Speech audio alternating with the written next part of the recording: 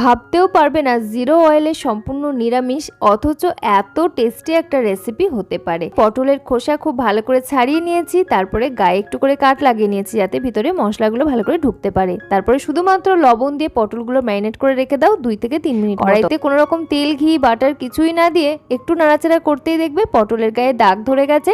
তারপরে 1 চামচ আদা বাটা দিয়ে পটলগুলোকে খুব ভালো করে নাড়িয়ে চাড়িয়ে নিয়ে 1 কাপ দুধের মধ্যে ঢাকা চাপা দিয়ে মিনিট 2-3 সিদ্ধ করে নাও। পটল পুরোপুরিভাবে সিদ্ধ হয়ে যাবে।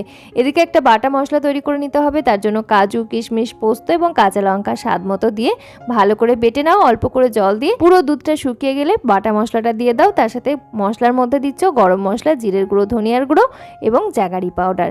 তারপরে খুব ভালো করে নাড়িয়ে চাড়িয়ে মিশিয়ে অল্প একটু জল দিয়ে কিশমিশ, কাঁচা লঙ্কা, এলাচ গুঁড়ো দিয়ে মিনিট 2-3 একটু ঢাকা চাপা দিয়ে রান্না করে নিয়ে গরম ভাত, রুটি, পরোটা, পোলাও সব কিছুর সাথে পরিবেশন করে দেখো, দুর্দান্ত লাগবে।